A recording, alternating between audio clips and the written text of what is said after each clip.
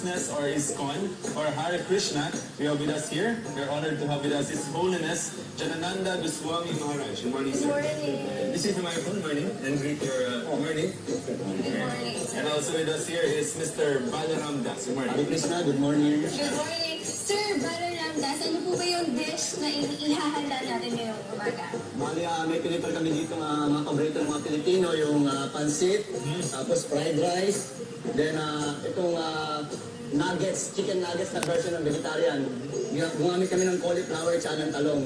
Then meron kami dito yung tofu adobo. Ayan. So ano yung i-demo nating food na nalulutuin ngayon? Yung cauliflower na nuggets. So, Sige, let's try it, sir. Sige, ano first step? What's so kailangan lang natin ng all-purpose flour or ng besan flour.